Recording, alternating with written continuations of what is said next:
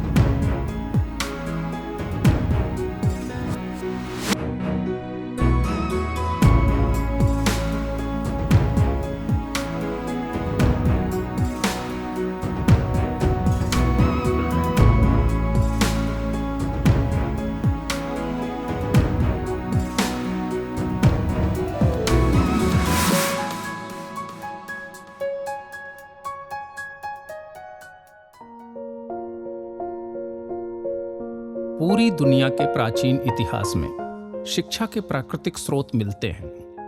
अन्य संस्कृतियों की अपेक्षा भारतीय प्रायद्वीप में कुछ हद तक पक्षपात रहित शिक्षा के प्राचीन उदाहरण मिल जाते हैं, लेकिन समग्रता की दृष्टि से देखें तो पाएंगे कि दुनिया की लगभग सभी संस्कृतियों में सिर्फ अमीर व सक्षम व्यक्तियों के बच्चों को ही शिक्षा की सुविधा मिल पाती थी। प्राचीन ग्रीस संस्कृति में शिक्षक का समुचित स्वरूप इतिहासकारों ने खोजा। पहली बार शिक्षण कार्य को एक स्वतंत्र कला के रूप में प्राचीन ग्रीस सभ्यता में देखा गया। हालांकि उस समय वहां भी सक्षम व संपन्न लोगों के बच्चे ही शिक्षा प्राप्त कर सकते थे। सक्षम लोग व शासक कुछ अनुभवी व बुद्धिमान गुलामों से अपने बच्चों का प्रशिक्षण करवाते थे। उन्हें बच्चों का नेता कहकर सांकेतिक सम्मान भी दिया जाता था। वे लोग उन बच्चों को एक नियत स्थान पर ले जाकर नियमित शिक्षा देते थे। उस स्थान को पहली बार वहीं स्कूल की संज्ञा दी गई। भारतीय प्राचीन गुरुकुल शिक्षा व्यवस्था में ग्रीस की अपेक्षा भारतीय गुरुओं का सम्मान अधिक था। बाद के समय में अध्यापन के तरीके, शैक्षणिक सिद्धांत और शिक्षक के व्यवहार पर विचार मंथन शुरू हुआ। सीखने की संस्कृति और तकनीकी संबंधों की पड़ताल शुरू हुई। छात्रों में सीखने की क्षमता का विकास करना शिक्षा शास्त्र का अंग बन गया। रचनावादी, सहयोगात्मक, एकीकृत, चिंतनशील, पूछताछ आधारित शिक्षा सहित अनेक दृष्टिकोणों का प्रादुर्भाव हुआ। धीरे धीरे शिक्षण की गुणवत्ता में सुधार आया। सहकारी सीखने के माहौल को प्रोत्साहन मिला। शिक्षण कार्य से नीरस तत्व कम हुए। छात्र अपने पसंदीदा तरीकों से सीखने में रुचि लेने लगे। नमस्ते, मेरा नाम सुमित चंद, मैं असम से हूँ। मेरा मॉडल का नाम है safe transportation road for Indian army. प्रायोगिक प्रशिक्षण का प्रसार हुआ और शिक्षक व छात्र के बीच मार्गदर्शक संवाद का माहौल बना। शिक्षण कार्य की प्रक्रिया के विधिवत अध्ययन को ही शिक्षा शास्त्र या शिक्षण शास्त्र कहा जाता है। जर्मन दार्शनिक जोहान फ्रेडरिक हर्बर्ट को इसका जनक माना जाता है। उन्होंने 17वीं शताब्दी में शिक्षा को दर्शन की परिधि में लाया। मानव जाति के जीवन को सहज और सुगम बनाने के लिए शिक्षा शास्त्र का योगदान बहुत बड़ा है। जीवन के प्रति विभिन्न दृष्टिकोणों को आधार बनाकर शिक्षा के स्वरूप, उद्देश्य और पाठ्यचर्या पर शिक्षा शास्त्र में बल दिया जाता है। शैक्षिक समाजशास्त्र शिक्षा को सामाजिक पृष्ठभूमि और समाजशास्त्रीय आधार प्रदान करता है। आद्य शंकराचार्य, स्वामी दयानंद, स्वामी विवेकानंद, एनी बेसेंट, रविन्द्रनाथ टैगोर, मदन मोहन मालवीय, महात्मा गांधी, महर्षि अरविंद और डॉक्टर भीमराव अंबेडकर को आधुनिक भारत का महान शिक्षा शास्त्री माना जाता है। इन विचारकों ने पूर्ववर्ती विद्वानों और शास्त्रों का विधिवत अध्ययन करके भारतीय शिक्षा संबंधी विचारधारा का प्रतिनिधित्व किया। शिक्षा शास्त्री एवं समाज सेवक प्रोफेसर रामचंद्र उपाध्याय ने भारत के महान शिक्षा शास्त्रियों की विचारधाराओं का गहन अध्ययन किया और भारतीय मूल्यों के अनुरूप शिक्षा ग्रहण का पक्ष मजबूत किया। पाश्चात्य विचारों से ग्रहण करने योग्य तत्वों को इन्होंने कभी नहीं नकारा। स्वामी दयानंद सरस्वती की तरह रामचंद्र उपाध्याय ने पाश्चात्य प्रकृतिवाद को आधुनिक शिक्षा के सैद्धांतिक व व्यवहारिक पक्षों में अहम माना। इनका मानना है कि वैदिक काल में आम लोग प्रकृति के निकट रहकर प्रकृति की उपासना करते थे। प्रकृति की ओर लौटो जैसे स्वामी दयानंद के नारों और स्वामी विवेकानंद के निरा पुस्तकीय ज्ञान से मुक्ति को उपाध्याय जी ने स्वीकार किया। इनका अभिप्राय भौतिक समृद्धि अथवा धन संचय नहीं है। ये मानते हैं कि व्यक्ति की प्राथमिक आवश्यकताओं की नैसर्गिक संतुष्टि भी शिक्षा शास्त्र का उद्देश्य हो। रामचंद्र उपाध्याय एनी बेसेंट के शारीरिक शिक्षा जैसे महत्वपूर्ण सिद्धांत को भी प्रकृतिवादी शिक्षण पद्धति के अंतर्गत मानते हैं और कहते हैं कि हमें कृत्रिमता और अंधविश्वास से रहित शिक्षण व्यवस्था की ओर बढ़ना चाहिए। उपाध्याय जी रविन्द्रनाथ टैगोर की उन बातों का समर्थन करते हैं कि विधाता ने हमें नगरों में ईंट गारों के बीच रहने के लिए नहीं बनाया। वृक्ष, पौधे, शुद्ध वायु, स्वच्छ जलाशय इत्यादि प्राकृतिक चीजों से जो शिक्षा मिलती है वह आधुनिक स्कूलों के माहौल में नहीं मिलेगी। रामचंद्र उपाध्याय जी महामना पंडित मदन मोहन मालवीय को प्रकृतिवादी शिक्षा शास्त्री मानते हैं, क्योंकि बनारस हिंदू विश्वविद्यालय के भवन निर्माण के समय उन्होंने ध्यान रखा कि परिसर में कृत्रिमता न आए और छात्रों को प्रकृति के समीप रहने का अवसर मिले। उपाध्याय जी कहते हैं कि सभी प्राकृतिक शक्तियों का विकास प्राकृतिक वातावरण में ही होता है। वे महात्मा गांधी की तरह बालकों की प्राकृतिक शक्तियों के विकास पर बल देते हैं। महर्षि अरविंद की तरह दृष्टि, श्रवण, घ्राण, स्पर्श, स्वाद और मस्तिष्क जैसी ज्ञान प्राप्ति हेतु कुल 6 इंद्रियों को उपाध्याय जी भी मानते हैं, लेकिन इन इंद्रियों के प्रशिक्षण को बड़ा कार्य बताते हैं। कहते हैं कि प्रकृति के बीच रहकर और प्रकृति से संतुलन बनाकर ही इंद्रियों को प्रशिक्षित किया जा सकता है।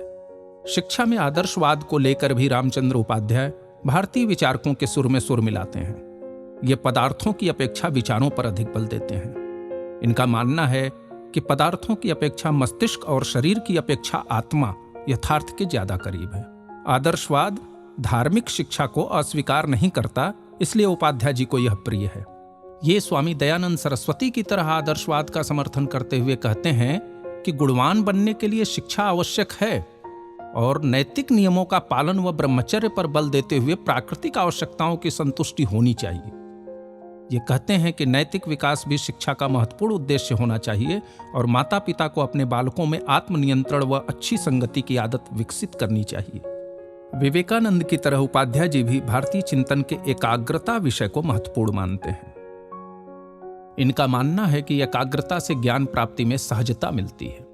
ये ब्रह्मचर्य को एनी बेसेंट की तरह एकाग्रता का अस्त्र मानते हैं और कहते हैं कि यह पद्धति मौलिक रूप से भारतीय है और इसी कारण पश्चिमी शिक्षा पद्धति भारत के लिए कभी आदर्श नहीं बन सकती।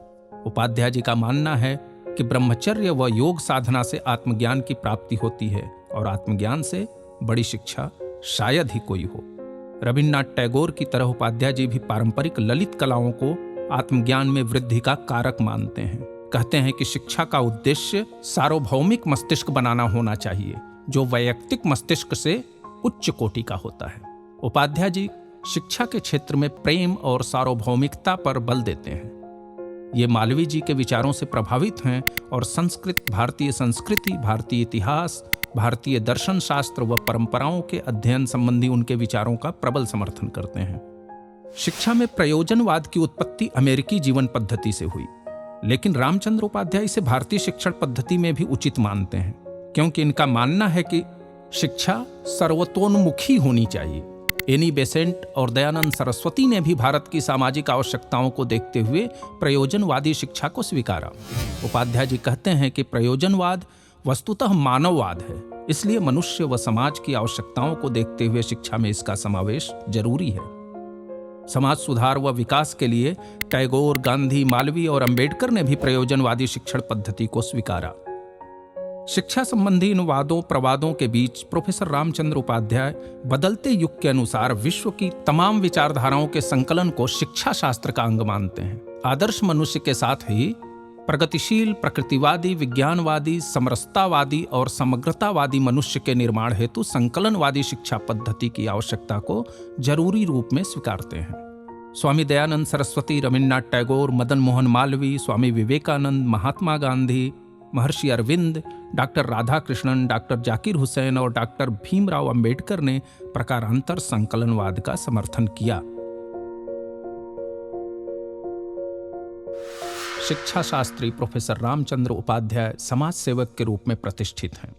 समाज सेवा करके इनकी आत्मा को संतुष्टि मिलती है। ये प्रतिदान में पुण्य लाभ या मोक्ष की कामना नहीं रखते। शिक्षक के रूप में भी इन्होंने अपनी पूरी क्षमता और तन्मयता से सेवा दी। हजारों विद्यार्थियों का जीवन बनाया। गांव व क्षेत्र में अनेक सामाजिक प्रतिष्ठानों को स्थापित करने में मदद की। वार्षिक आध्यात्मिक अनुष्ठान के बहाने गरीबों को भोजन कराना, वस्त्र, कंबल व अन्न वितरित करना, मंदिरों व विद्यालयों का जीर्णोद्धार कराना और गरीब बच्चों की शिक्षा के लिए धनराशि मुहैया कराना इनके जीवन का अंग है। ये पिछली सदी के महान संत सत्य साईं बाबा के भक्त हैं और उनके विचारों को आत्मसात करते हुए सबसे समान रूप से प्यार करते हैं। सबकी सेवा, मदद और सबको सुख पहुंचाना ही अपना धर्म मानते हैं।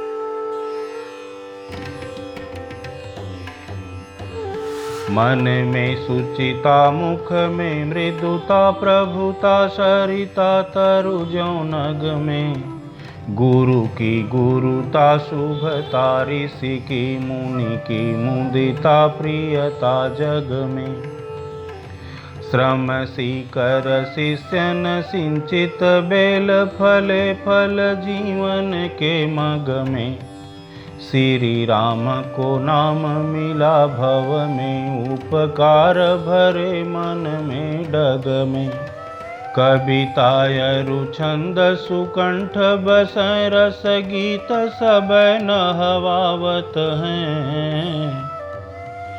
गुरु के कुल में कुल दीपक, ज्यों मधुहास प्रकाश बिछावत हैं। पीतु सो बट शीतल छाव, लगै सम मात सब दुलरावत हैं। खल में भल में नहीं भेद करें, सब में सिया राम को पावत हैं। करते रहते जल सानी, तही उर में शशि शीतलता धरते। जग जीवन चादर सादर, ओढ़ धरे जस की तसही हंसते। गलते हिमालय सा जग में, मग में सरिता बन के बहते। कुल के ध्वज को पकड़े पकड़े, भव के त्रयताप खड़े सहते। गुण हो धन हो अभिमान न हो, जग में बिरले बिरले मिलते। युग बीत गए परमार्थ के पथ में, कब से चलते चलते। कुल की बगिया तरुआ मन, सो सुख दान करें फलते फलते। हिय गागर आस हुलास भरी, रवि सोचम ढलते ढलते। रवि सोचम ढलते ढलते, रवि सोचम ढलते ढलते। प्रोफेसर उपाध्याय का जन्म तत्कालीन वाराणसी जनपद के बिसौरी गांव में 26 जनवरी 1942 में हुआ, जो अब चंदौली जिले में है और जनपद मुख्यालय से 4 किलोमीटर पूरब में स्थित है। इनका बचपन सामान्य बच्चों की तरह ही बीता। गाय चराना, मवेशियों को चारा पानी कराना, खेतों में सिंचाई व निराई गुड़ाई करना, हल जोतना, मोट खींचना, कोल्हू के बैलों को हाँकना और बागवानी जैसे हर एक कार्य को युवावस्था तक करते रहे। आम बच्चों की तरह गांव में गुल्ली डंडा, कंचे, कौड़ी, हुलवा पताई और कबड्डी, गगना जैसे देशज खेल भी खेले। इनकी माता का नाम पान कुंवर देवी था, जो धर्मनिष्ठ और एकांत प्रिय गृहिणी थीं। पिता केदारनाथ उपाध्याय सात्विक विचारों से युक्त सामान्य किसान थे। कृषि के साथ ही गौ पालन व पौरोहित्य कार्य में भी पारंगत थे, किंतु स्वभाव से बेहद गुस्सैल थे। प्रोफेसर उपाध्याय के पूर्वज पड़ोसी जनपद सोनभद्र से आकर यहाँ बसे थे। गांव की आबादी के नजदीक ही खेतों में खुदाई के दौरान मिली तमाम अष्टधातुओं की मूर्तियों के साथ मिले ऐतिहासिक ताम्रपत्र में इनके पूर्वजों के आगमन का पुष्ट प्रमाण मिलता है, जिसमें लिखा है कि महाराज शांतनु पाल ने 2500 वर्ष पूर्व वाराणसी के दशाश्वमेध घाट पर हाथ में गंगा जल लेकर सोनभद्र के कुशधारी ब्राह्मण को वसोडा नामक गांव दान में दिया। संभवतः वसोडा का ही नाम बदलकर बिसौरी हो गया, और शास्त्रों में प्रमाण मिलता है कि प्राचीन काल में सोनभद्र को ही सोणभद्र कहा जाता था। प्रोफेसर रामचंद्र उपाध्याय के दादा भगवान उपाध्याय संत प्रवृत्ति के कृषक थे और हनुमान की भक्ति में डूबे रहते थे।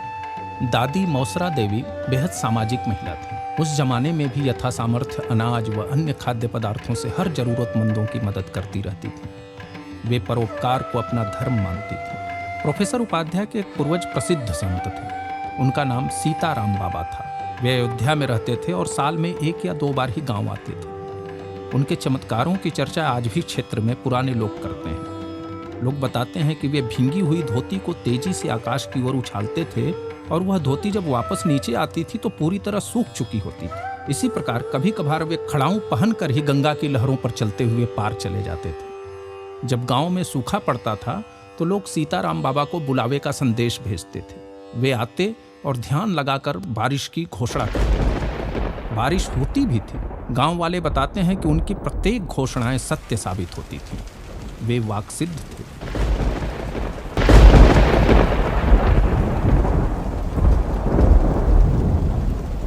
रामचंद्र उपाध्याय 3 भाइयों में सबसे छोटे थे। बड़े भाई राममूरत उपाध्याय गांव के ही पूर्व माध्यमिक विद्यालय में अध्यापक थे। मझले भाई रामसूरत उपाध्याय उन्नत किसान थे। एक बहन थी श्याम प्यारी, जो निकट के गांव छत्रपुरा में श्याम सुंदर तिवारी से ब्याही थी। एक ज्योतिषी ने रामचंद्र उपाध्याय के पिता का हाथ देखा और बताया था कि आपको 2 पुत्रों का सामीप्य जीवन भर मिलेगा, लेकिन छोटा पुत्र कुछ बड़ा काम करेगा और अक्सर बाहर रहेगा। यही हुआ भी।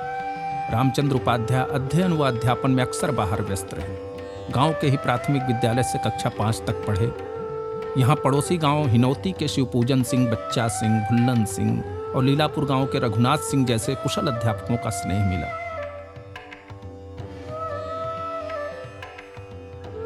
गांव के ही पूर्व माध्यमिक विद्यालय में 8वीं तक की पढ़ाई के दौरान बड़े भाई राममूरत उपाध्याय पड़ोसी गांव नरसिंहपुर के राम बदन लाल और सिरसी गांव के फेकन राम जैसे अध्यापकों का प्रेरक संरक्षण मिला। कक्षा 9वीं से 12वीं तक की शिक्षा के लिए गांव से 4 किलोमीटर पश्चिम चंदौली के महेंद्र टेक्निकल इंटर कॉलेज में 1957 में प्रवेश लिए तो वहां के प्रधानाचार्य श्याम बदन सिंह से बहुत प्रभावित हुए। प्रधानाचार्य का व्यक्तित्व प्रभावी था और उनकी अध्यापन शैली भी आकर्षक थी। यहीं पर संस्कृत के अध्यापक पंडित मुरलीधर उपाध्याय, हिंदी के अध्यापक शिवकुमार शुक्ल, अंग्रेजी के अध्यापक शोभनाथ तिवारी और अर्थशास्त्र के प्रवक्ता लोकनाथ तिवारी के अध्यापन ने रामचंद्र उपाध्याय को गहन अध्ययन की ओर मोड़ा। हिंदी, संस्कृत, इतिहास, गणित और अर्थशास्त्र विषयों से उपाध्याय जी ने हाई स्कूल में 1958 में प्रथम स्थान प्राप्त किया। इंटरमीडिएट में हिंदी, अंग्रेजी, संस्कृत, अर्थशास्त्र और राजनीति शास्त्र विषयों से 1960 में प्रथम स्थान प्राप्त किया। 1961 में रामचंद्र उपाध्याय काशी हिंदू विश्वविद्यालय में स्नातक करने के लिए प्रवेश लिया। संस्कृत, अंग्रेजी और दर्शन शास्त्र से 1962 में स्नातक किया। वहीं से 1963 में दर्शन शास्त्र से स्नातकोत्तर की उपाधि प्राप्त की। इसी वर्ष संपूर्णानंद विश्वविद्यालय से संस्कृत साहित्य में शास्त्री की परीक्षा भी उत्तीर्ण की। 1964 में रामचंद्र उपाध्याय ने संपूर्णानंद विश्वविद्यालय से बीएड किया और इसी वर्ष तहसील मुख्यालय स्थित सकलडीहा इंटर कॉलेज में अस्थायी नियुक्ति मिल गई। यहाँ LT ग्रेड में 9 वर्ष तक पढ़ाते हुए उपाध्याय जी अपनी शिक्षा भी जारी रखे। 1967 में प्रयाग साहित्य सम्मेलन से साहित्य रत्न की उपाधि हासिल की। 1968 में आगरा विश्वविद्यालय से संस्कृत और हिंदी में MA किया। रामचंद्र उपाध्याय के गांव बिसौरी से लगभग 15 किलोमीटर उत्तर पश्चिम में सकलडीहा नामक कस्बा है, जो वर्तमान में चंदौली जनपद का उप जिला है। 1973 में सकलडीहा पोस्ट ग्रेजुएट कॉलेज में बीएड विभाग स्थापित हुआ तो रामचंद्र उपाध्याय को उसमें नियुक्ति मिल गई। लेकिन इन्होंने अपना अध्ययन जारी रखा और 1978 में संपूर्णानंद विश्वविद्यालय से शिक्षाचार्य की उपाधि प्राप्त की। सकलडीहा पीजी कॉलेज में अध्यापन के दौरान वहां के संस्थापक प्राचार्य रामकमल पांडे से बहुत प्रभावित हुए। रामकमल जी अपने क्षेत्र के मालवी कहे जाते थे। रामचंद्र उपाध्याय के व्यक्तित्व पर पांडे जी का प्रभाव जीवन भर रहा। रामकमल पांडे जी की ही प्रेरणा, प्रोत्साहन व सहयोग से उपाध्याय जी सकलडीहा में अपना संपूर्ण अध्यापन काल व्यतीत किए। 1964 से शुरू हुई अध्यापन यात्रा 2002 में सकलडीहा पीजी कॉलेज से अवकाश प्राप्त करने तक चली। अध्यापन के प्रति बचपन से बनी आदर्श अवधारणा के कारण प्रोफेसर रामचंद्र उपाध्याय ने सच्चे हृदय व मन से अध्यापन धर्म का पालन किया। कभी भी चारित्रिक शुचिता, ईमानदारी और निष्ठा को भंग नहीं होने दिया। भेदभाव रहित शिक्षण व मृदुल अनुशासन से अपने छात्रों के प्रिय बने रहे। अध्यापन के दौरान छात्रों को बांध कर रखने वाली सरस प्रायोगिक शैली को सभी याद करते हैं। शिक्षा शास्त्री के रूप में गहन देशी व विदेशी अध्ययन के साथ ही नए नए प्रयोगों को अपनाते थे। हमेशा चेहरे पर शांति व प्रसन्नता का भाव पूरे शिक्षकों व छात्रों को आकर्षित करता था। आपसे मिलने पर, आपको पढ़ने पर ऐसा लगता है कि हम अपनी समस्याओं को हल और सरल कर रहे हैं। आप एक ऐसे व्यक्तित्व के धनी हैं कि मेरे नहीं, मेरे जैसे अनेक लोगों के लिए आपका दरवाज़ा सदैव खुला रहता है। आपने अध्यापन काल में हमारे जैसे कई शिष्यों का मार्गदर्शन किया। सेवानिवृत्ति के बाद भी आपका लगाव उन शिष्यों के प्रति आज भी वैसे ही है जैसे अध्ययन काल में था। प्रोफेसर रामचंद्र उपाध्याय अनेक विशेषणों के धनी हैं। अध्यात्म के प्रति गहरी रुचि व निष्ठा रखते हैं। पुट्टपर्ती वाले सत्य साईं बाबा के अनुयायी हैं। इनके गांव के एक व्यक्ति अंबिका सिंह थे जो सत्य साईं के भक्त थे और कोलकाता के एक इंटर कॉलेज में प्राचार्य थे। उनके ही माध्यम से इनको साईं बाबा और उनके प्रभाव की जानकारी मिली।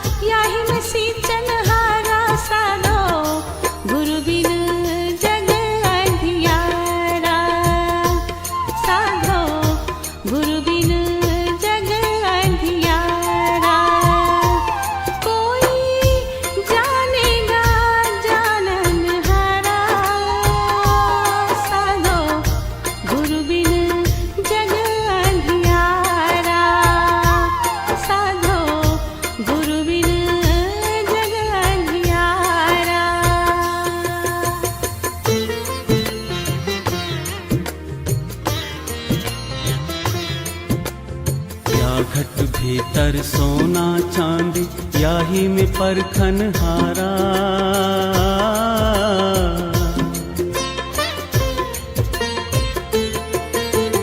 या घट भीतर सोना चांदी याही में परखन हारा। या घट भीतर हीरा मोती याही में लगा बजारा। साधो गुरु बिन जग अंधियारा। साधो गुरु बिन जग अंधियारा। कोई जानेगा जाननहारा। साधो गुरु बिन जग अंधियारा।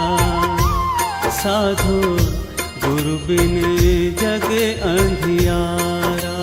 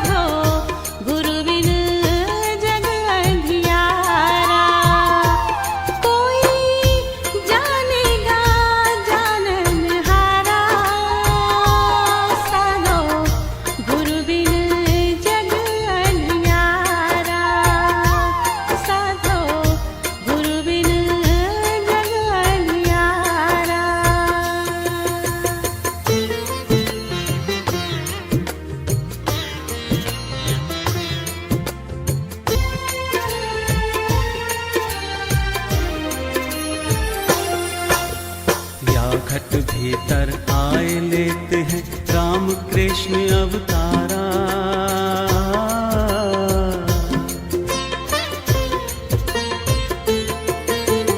या घट भीतर आए लेते हैं राम कृष्ण अवतारा। या घट भीतर कामधेनु है कल्प वृक्ष एक न्यारा। साधो गुरु बिन जग अंधियारा। साधो गुरु बिन जग अंधियारा। कोई जानेगा जाननहारा। साधो गुरु बिन जग अंधियारा। साधो गुरु बिन जग अंधियारा।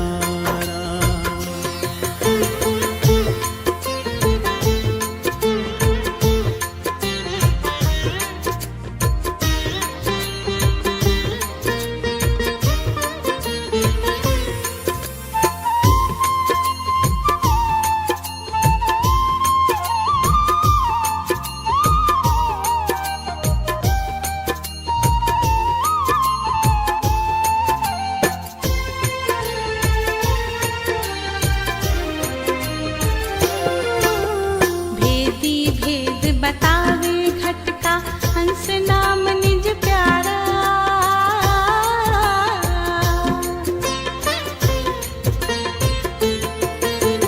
भेदी भेद बतावे घट का हंस नाम निज प्यारा।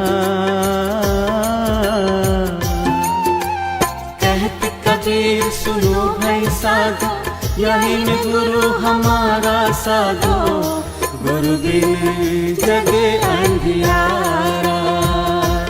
साधो गुरु बिन जग अंधियारा। कोई जानेगा जाननहारा। साधो गुरु बिन जग अंधियारा। साधो गुरु बिन जग अंधियारा। साधो गुरु बिन जग अंधियारा। साधो गुरु बिन जग अंधियारा। साधो गुरु बिन जग अंधियारा।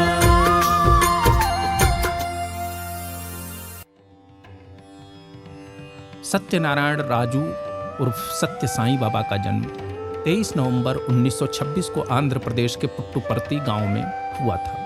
इनका नाम लगभग 60 वर्षों तक देश के सबसे अधिक प्रभावशाली आध्यात्मिक गुरुओं में प्रमुख रहा। भारत सहित पूरे संसार में इनके अनुयायियों की संख्या करोड़ों में रही। इनको शिरडी के साईं बाबा का अवतार माना जाता था और स्वयं वे भी जब शिरडी वाले साईं बाबा का जिक्र करते थे तो उन्हें अपना पूर्व शरीर कहते थे। बचपन से ही वे असामान्य परोपकारी बालक के रूप में पहचान बनाने लगे थे। नाटक, संगीत, नृत्य और लेखन प्रतिभा से संपन्न थे। वे गायक भी थे और उनके भजनों की अनेक रिकॉर्डिंग काफ़ी चर्चित रही। उन्होंने नाटकों व कविताओं की कई पुस्तकें लिखी। जब आंध्र प्रदेश में भीषण अकाल पड़ा तब उन्होंने लगभग 750 गांवों में पेयजल की व्यवस्था की। इस कारण से इनकी ख्याति सम्मानजनक रूप से काफ़ी बढ़ी। राष्ट्रपति से लेकर आम आदमी तक विशाल भक्तों की संख्या वाले सत्य साईं की तरह आज तक कोई आधुनिक भारतीय संत प्रसिद्धि नहीं पाया। इनके भक्तों में प्रधानमंत्री, केंद्रीय मंत्रीगण, राज्यपाल, मुख्यमंत्री, प्रसिद्ध नेतागण, अभिनेता, उद्योगपति और खिलाड़ी रहे। सचिन तेंदुलकर इनके अनन्य भक्त थे। अनेक अस्पतालों, वृद्धाश्रमों और विद्यालयों के अतिरिक्त बड़े पैमाने पर समाज सेवा वाले संस्थानों का निर्माण इन्होंने किया। मुंबई में धर्म क्षेत्र, हैदराबाद में शिवम और चेन्नई में सुंदरम नामक विशाल व भव्य मंदिरों का निर्माण भी करवाया। बाबा के चमत्कारों, समाज सेवाओं, गरीब सेवा, इच्छा पूर्ति संबंधी कहानियों और अहंकार या दंभ दमन की प्रेरणा से रामचंद्र उपाध्याय की आस्था बढ़ती गई। लेकिन आस्था का स्तर तब और प्रगाढ़ हो गया जब उपाध्याय जी के साथ कुछ घटनाएं घटी। 23 नवंबर 1975 को सत्य साईं बाबा का 50वां जन्मदिवस धूमधाम से मनाया जा रहा था। देश विदेश के लाखों भक्त पुट्टपर्ती में इकट्ठा हो रहे थे। वाराणसी कैंट रेलवे स्टेशन से लगभग 60 भक्तों का जत्था ट्रेन के एक आरक्षित डब्बे में बैठकर रवाना हुआ। तमाम परिचितों के साथ रामचंद्र उपाध्याय भी उस जत्थे में शामिल थे। ट्रेन चली तो भक्तों ने सत्य साईं का भजन कीर्तन शुरू कर दिया। रास्ते भर यह माहौल बना रहा। रामचंद्र उपाध्याय खिड़कियों से प्रकृति को निहारते हुए साईं बाबा के संभाव्य दर्शन की कल्पना कर रहे थे। भक्त साथियों ने जब भी उनको भजन कीर्तन में शामिल होने को कहा, तब विनोदवश इन्होंने कहा कि चाहे जितना भजन गाइए आप लोग, दर्शन तो सबसे पहले मुझे ही मिलेगा। भक्तों का जत्था जब पुट्टपर्ती पहुंचा तो शाम हो चुकी। नई गंगा के नाम से विभूषित चित्रावती नदी और प्रशांति निलयम के आसपास से लेकर अविरल पहाड़ियों तक भक्त ही भक्त दिख रहे थे। पेन्नार नदी की सहायक नदी चित्रावती के किनारे और अविरल पहाड़ियों की ढलानों तक भक्तों के छोटे छोटे टेंट लगे हुए थे। ऐसा प्रतीत हो रहा था जैसे महाकुंभ की नगरी बसी हो। गोलापल्ली से पुट्टपर्ती बनने तक अनंतपुर जिले के इस गांव में कभी भी इतने लोगों का जमावड़ा नहीं हुआ था।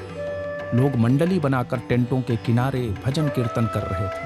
प्रशांति निलयम से कुछ दूरी पर पहाड़ी ढलान वाले रास्ते के किनारे रामचंद्र उपाध्याय व उनकी टोली ने टेंट लगाकर अपना ठिकाना बनाया और भजन कीर्तन करने लगे। रात्रि विश्राम के बाद सुबह करीब 6 बजे रामचंद्र उपाध्याय टेंट से निकलकर ढलान वाले रास्ते से आगे बढ़े। कुछ ही दूरी पर रास्ते के किनारे एक छोटी सी अस्थायी दुकान मिली जिसमें ताजी पूड़ियां छन रही थीं। वहां दुकानदार के अलावा कोई नहीं था।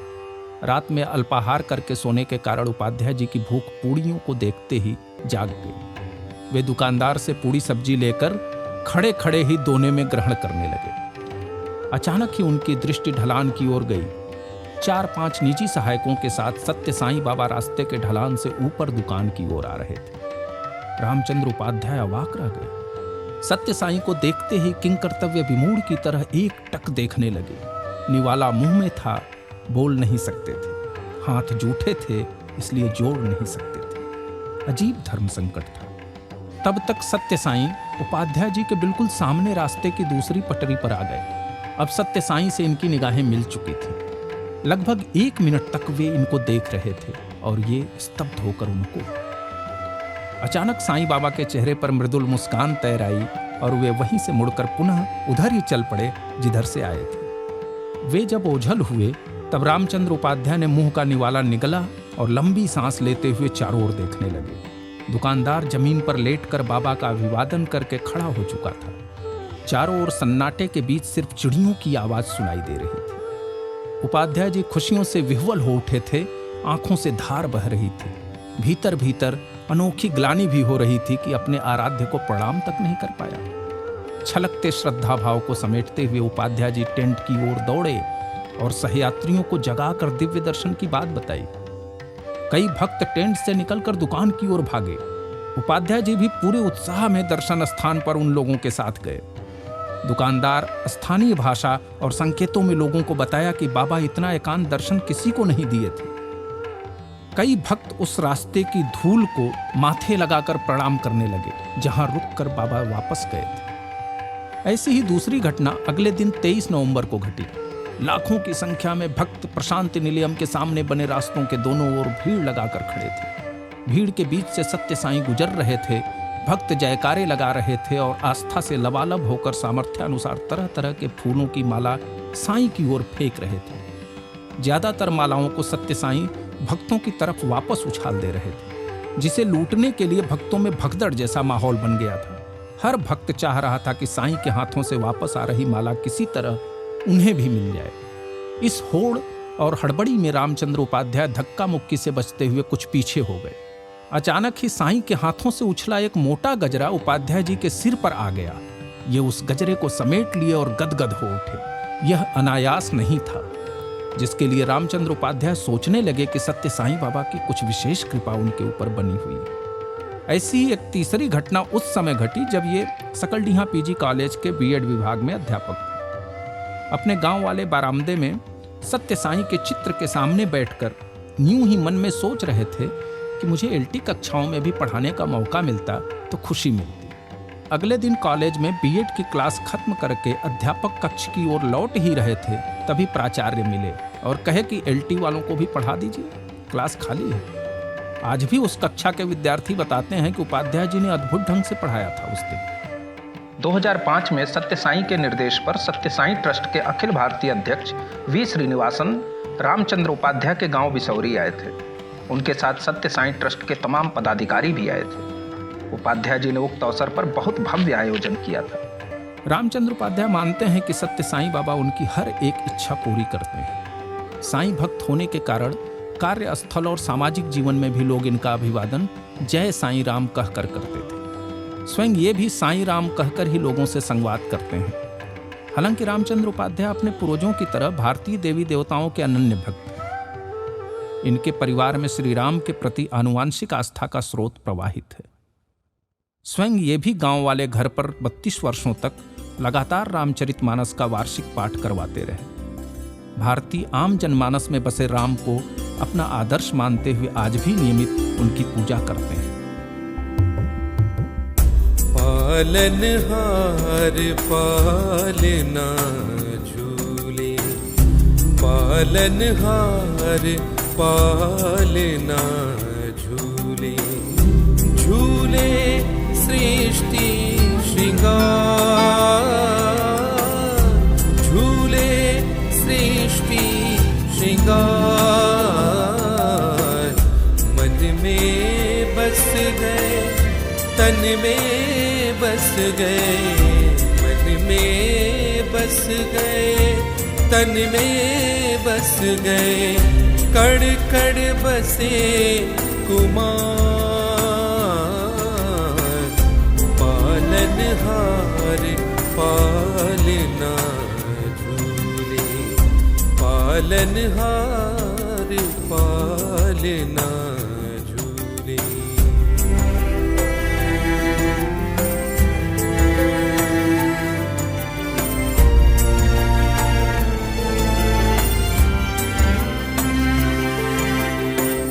दशरथ के सुत नंदन आए, दशरथ के सुत नंदन आए, आए अवध कुमार,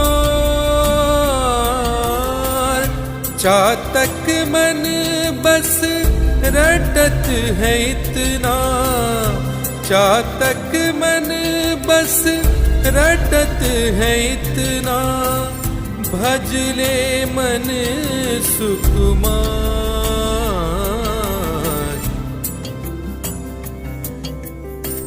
पालनहार पालना झूले, पालनहार पालना झूले। रामचंद्र उपाध्याय के निकट रहने वाले लोगों का मानना है कि इन्हें वाक सिद्धि भी है। अक्सर इनके मुख से जो भी कथन, आशीष या शाप निकल जाता है वह अगले कुछ ही दिनों में साबित हो जाता है। हालांकि उपाध्याय जी ज्योतिषीय वाक सिद्धि की बात को हंसकर टाल देते हैं। शिक्षा शास्त्री की छवि में अध्यात्म का रंग गहरा तो है ही, रामचंद्र उपाध्याय एक श्रेष्ठ कवि, चिंतक व विचारक भी हैं। बचपन से ही रचनात्मक रहे।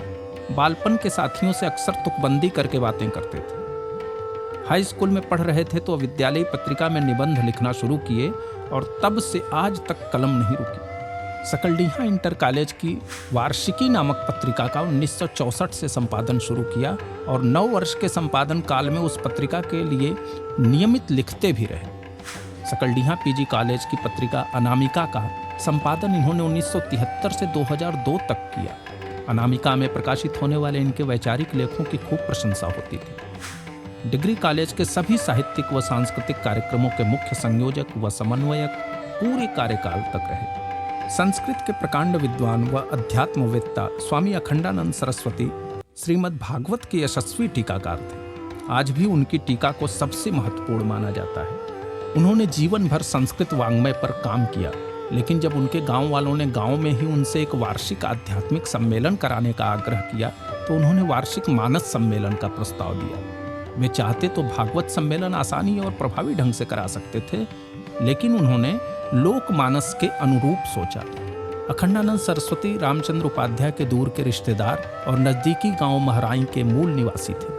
स्वामी अखंडानंद की तरह ही रामचंद्र उपाध्याय संस्कृत के बड़े जानकार होते हुए भी संपूर्ण लेखन कार्य हिंदी में किए। हिंदी निबंधों में गति रखने वाले उपाध्याय जी 75 वर्ष की आयु में कविताएं लिखना शुरू की और लगातार इतनी कविताएं लिखे व लिख रहे हैं कि दर्जनों पुस्तकें सिर्फ कविताओं की प्रकाशित हो सकती हैं। उपाध्याय जी प्रतिदिन आज का चिंतन नाम से एक काव्य विचार सोशल मीडिया में पोस्ट करते हैं, जिसकी खूब सराहना भी होती है। इनका मानना है कि कविताएं लोग को ज्यादा प्रभावित करती हैं। अक्सर अपने संभाषणों में उपाध्याय जी कहते हैं कि देश के हजारों पुरुषों ने यह सभ्य समाज बनाया, लेकिन एक कवि तुलसी बाबा ने इस देश के सांस्कृतिक मूल्यों को बचाया और बढ़ाया। रामचंद्र उपाध्याय को जितना संस्कृत के कवि व्यास, कालिदास, भवभूति और बाणभट्ट प्रिय हैं, उतना ही तुलसी, सूर, कबीर, बिहारी और देव भी प्रिय हैं। आधुनिक साहित्यकारों में जयशंकर प्रसाद, निराला, प्रेमचंद, रामचंद्र शुक्ल, नामवर सिंह और रामविलास शर्मा को बहुत चाव से पढ़ते हैं। उपाध्याय जी की प्रकाशित व प्रशंसित पुस्तकों में हरिलीला की दिव्यता, श्री राम कथा, सप्तशती, चिंतनमणि, चारु चिंतन, फूटती किरण जैसी काव्य कृतियाँ और अतीत आर्यावर्त में अध्ययन, अध्यापन व निबंध निकुंज इत्यादि प्रमुख हैं। 4 पुस्तकें प्रकाशनाधीन हैं और दर्जनों पांडुलिपियाँ प्रकाशन की राह जोह रही हैं। मानव जीवन बड़ा कठिन, सब लोग माया ग्रसित होकर संसार में जीते हैं, पर माया से मुक्ति पाने का कोई उद्योग नहीं करता। हमारे देश प्रोफेसर रामचंद्र उपाध्याय का व्यक्तित्व भीतर के ज्ञान से जितना संश्लिष्ट है, बाहर से उतना ही सहज लालित्य से भरा। बातचीत के दौरान हाथ, पुतलियां, गर्दन और भ्रिकुटियां हमेशा सक्रिय भूमिका में होती हैं।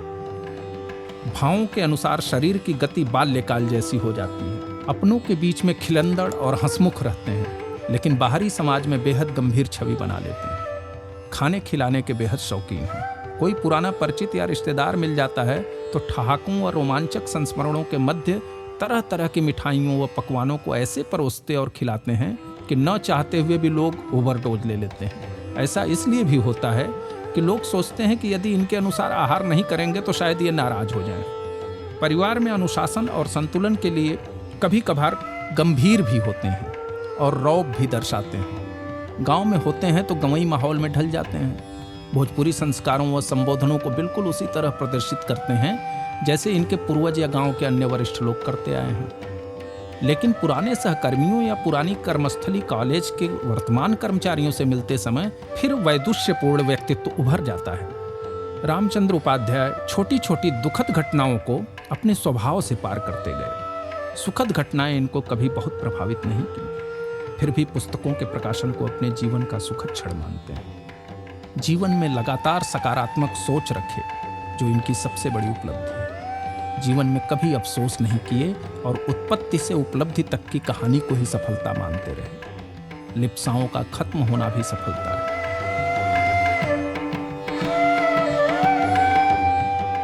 उपाध्याय जी राजनीति शब्द से भी घबराते हैं और सामाजिक समरसता, भाईचारा, सह अस्तित्व व सर्वधर्म संभाव के पक्षधर हैं। प्रोफेसर रामचंद्र जी का ज्ञान जो है वह अगाध है। उनकी कृतियाँ समाज के लिए साहित्य जगत में अत्यंत महत्वपूर्ण है। और प्रोफेसर रामचंद्र उपाध्याय के साहित्य में जब कोई डूबे, अगर उसका कोई माने विहंगम अवलोकन करे, उसके अंतर्गत गोता लगावे, तो यह बात सर्वत्र मिलती है। प्रसंग कुछ रहेगा, संदर्भ कुछ है, लेकिन वो भक्ति भाव में आलोड़ित दिखाई पड़ते हैं, भक्ति भाव में डूबे हुए दिखाई पड़ते हैं। उनके साहित्य की यह विशेषता है और किसी भी साहित्य की विशेषता का यह आवश्यक शर्त है। इतने विशेषणों से विभूषित रामचंद्र उपाध्याय का संपूर्ण व्यक्तित्व विभिन्न लोगों और परिवेश के प्रभाव से गढ़ा है। कुछ आनुवांशिक प्रतिभा भी दिखती है। अध्यापन और शिक्षा शास्त्र के प्रति रुचि के पीछे इनके अध्यापकों का गुरुत्वाकर्षण प्रभावी रहा। अध्यात्म में गहरी रुचि का कारण दादा, पिता और माताजी का आध्यात्मिक होना रहा। परोपकार व दीन सेवा का भाव दादी और सत्य साईं बाबा से प्रभावित रहा। साहित्य सृजन में तन्मयता स्वामी अखंडानंद सरस्वती के प्रेरक व्यक्तित्व से आई। सत्य साईं बाबा के प्रति भक्ति भाव अंबिका सिंह के कारण बना। सामाजिक व्यवहार रामकमल पांडे से सीखे। सामाजिक समरसता का भाव अपने गंवई माहौल से प्रेरित रहा। वाक सिद्धि जैसी आंतरिक प्रतिभा आनुवांशिक रूप से पूर्वज सीताराम बाबा से आई। सब मिलाकर कह सकते हैं कि रामचंद्र उपाध्याय के भीतर उनके आवृत्त आवरण का एक गुलदस्ता महक रहा है। रामचंद्र उपाध्याय जी यथा नाम यथा गुण। भगवान राम के अंदर जो गुण शीलवान, धैर्यवान, चरित्रवान, त्यागवान, वो सारे गुण गुरु जी के अंदर हमने महसूस किया। हमारे गुरु जी बचपन से ही पढ़ने में बड़े मेधावी थे और उच्च शिक्षा प्राप्त करने के बाद वो प्रोफेसर पद पर रहते हुए भी गांव में ही रहना स्वीकार किया और गांव में रहकर अपनी खेती बाड़ी के साथ ग्राम सेवा, राम सेवा, मानव सेवा, माधव सेवा को चरितार्थ करते हुए ग्राम के विकास में जो सार्वजनिक रूप से विद्यालय बना, सभी सार्वजनिक रूप से मंदिर का जीर्णोद्धार हुआ, सब में आपकी भूमिका अग्रणी रही। आपके मार्गदर्शन में ही यह सारा कार्य हुआ है। उन्होंने ये दिखाया कि my life is my message, मेरा जीवन ही मेरा संदेश है। गांव के जो भी लोग रिटायर्ड होकर के आते थे, आपके साई नीलम दरवाजे पर आते थे, हम सभी जुटते थे। गरीब अमीर किसी भी जाति बिरादरी का हो, जो भी समस्या लेकर जाता था, पंडित जी बड़े ध्यान से उसको सुनते थे, उसका समाधान करते थे। अगर किसी की आर्थिक समस्या हो तो उसका भी समाधान देते थे। गरीबों को हमेशा कुछ कुछ दिया करते थे, जिसको दिए कभी उससे कुछ लिए नहीं। उपाध्याय जी आजकल वाराणसी के शिवपुर इलाके में रहते हैं। गौतम ग्रीन अपार्टमेंट की 5वीं मंजिल के हाउस नंबर 5 को अपने सृजन कार्य का ठिकाना बना चुके हैं। गांव आते जाते रहते हैं, लेकिन शहर में रहकर भी गांव को ही जीते हैं। वाराणसी के ही चौखंबा पक्के मुहाल की मूल निवासी पत्नी उमा देवी इनके व्यक्तित्व और परिवार को सुंदर गढ़ाव दी हैं। वे इनके बड़े व्यक्ति बनने की कारक हैं। कुछ पाकर खोना है, कुछ खोकर पाना है, जीवन का मतलब तो आना और जाना है। दो पल के जीवन से एक उम्र चुरानी है। जिंदगी और कुछ भी नहीं, तेरी मेरी कहानी है। एक प्यार का नगमा है, मौजों की रवानी है। बड़े पुत्र शिवांजनेय उपाध्याय भेल की वाराणसी इकाई में कार्यरत हैं और बड़ी बहू दीपाली शर्मा बैंकर हैं। बड़े बेटे और बहू अपने पुत्र आद्यांश और पुत्री आद्या सहित इसी फ्लैट में रामचंद्र उपाध्याय और उनकी पत्नी उमा देवी के साथ रहते हैं। उपाध्याय जी के छोटे पुत्र रामांजनेय उपाध्याय मथुरा के GLA विश्वविद्यालय में अंग्रेजी के एसोसिएट प्रोफेसर हैं और छोटी बहू खुशबू उपाध्याय रुड़की IIT से भाषा विज्ञान में PhD कर रही हैं। उनको एक संतान अविराम उपाध्याय है। रामचंद्र उपाध्याय की 4 पुत्रियां हैं। बड़ी पुत्री निर्मला उच्च शिक्षित और गृहिणी हैं। इनके पति अरविंद भूषण पांडे वाराणसी के एक प्रसिद्ध होटल में प्रबंधक हैं। निर्मला के पुत्र पीयूष पांडे कृषि संबंधी कंपनी में कार्यरत हैं और पुत्री श्वेता पांडे विद्यालय में अध्यापिका है। उपाध्याय जी की दूसरी पुत्री शालिनी पांडे कॉन्वेंट स्कूल में अध्यापिका थीं, लेकिन पारिवारिक जिम्मेदारियों के लिए नौकरी छोड़ दी।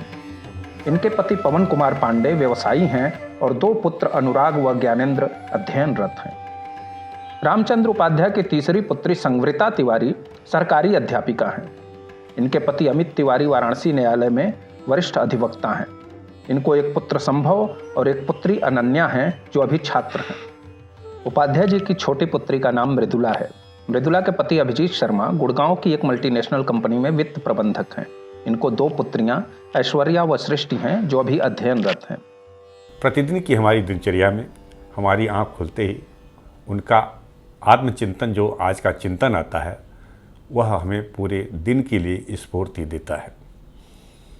उनकी ये काव्य रचना हम लोगों को हर दिन जो है उत्साहित करती रहती है, भाव विभोर भी करती है और भगवान के प्रति हमारी आस्था को बढ़ाती है।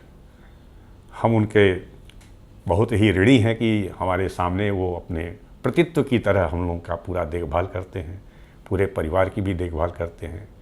ये उनका बहुत बड़ा गुण है। और जो पड़ोसी का जो धर्म है वो तो निभाते ही हैं, साथ ही साथ जो अभिभावक तुल्य हैं वो वैसा अभिभावक मिलना मुश्किल है आज के समय में, जब कोई बाहरी व्यक्ति होता है कि वह पड़ोसी कैसा होगा।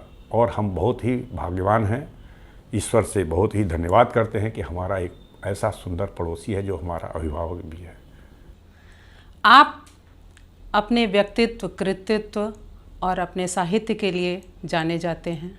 जैसा कि आपका जीवन है, ग्रामीण परिवेश में रहते हुए शहर के विभिन्न विश्वविद्यालयों में अध्यापन करना और हमेशा ही एक सादा जीवन और उच्च विचार को उन्होंने तरजीह दी है।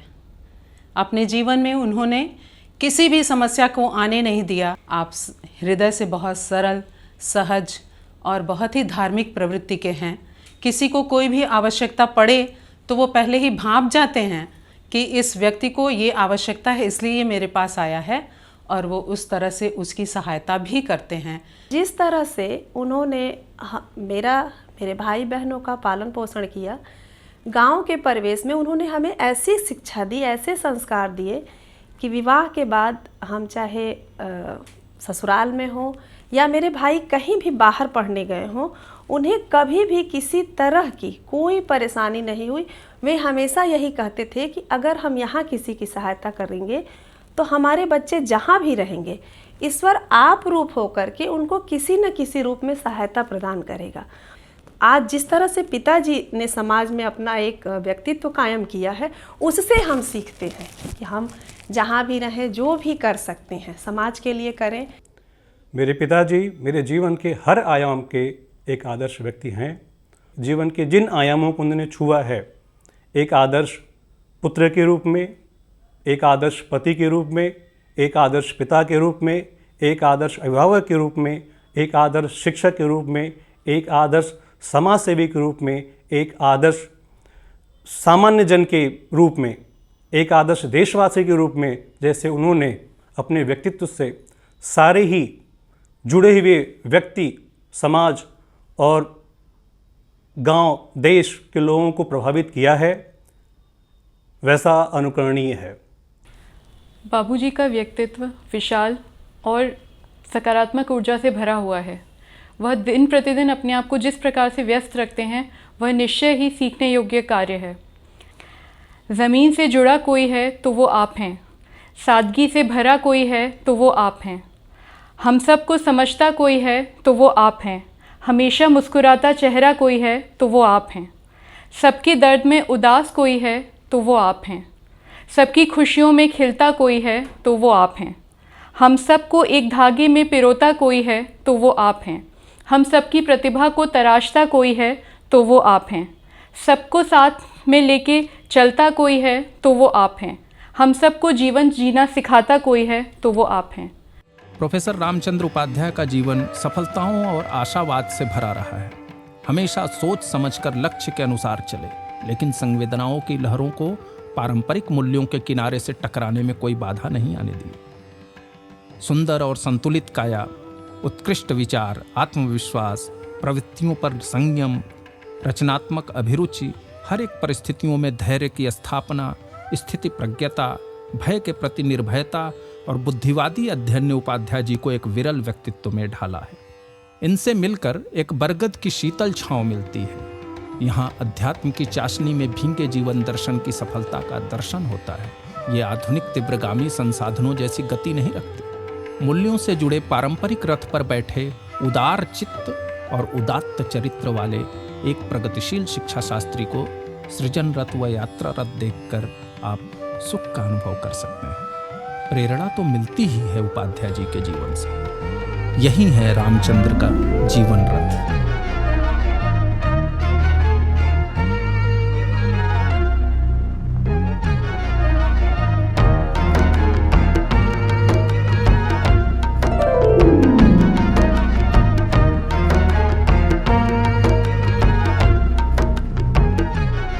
बातों ही बातों में बात को बनाते हैं, बातों ही बातों में बात को बनाते हैं। नीरस को नित ही सरस कर जाते हैं, नीरस को नित ही सरस कर जाते हैं। मन की मड़ैया में चित्त की चटैया पर, मन की मड़ैया में चित्त की चटैया पर बैठ नित कविता की चावर डुलाते हैं, बैठ नित कविता की चावर डुलाते हैं। सुचिता पार है, निर्मल व्यवहार है, सुचिता अपार है, निर्मल व्यवहार है। बातन में वेदन पुराणन का सार है, बातन में वेदन पुराणन का सार है। दुर्जन में सत्य जन में नीचन में ऊचन में, दुर्जन में सत्य जन में नीचन में ऊचन में। भेद में अभेद कर ही ऐसे लगाते हैं, भेद में अभेद कर ही ऐसे लगाते हैं। विद्या के आगर हैं, गरिमा के गागर हैं, विद्या के आगर हैं, गरिमा के गागर हैं। ज्ञान के सरोवर हैं, करुणा के सागर हैं, ज्ञान के सरोवर हैं, करुणा के सागर हैं। सुनते भी सब की हैं, सबको सुनाते हैं, सुनते भी सब की हैं, सबको सुनाते हैं। बातों ही बातों में बात को बनाते हैं, बातों ही बातों में बात को बनाते हैं।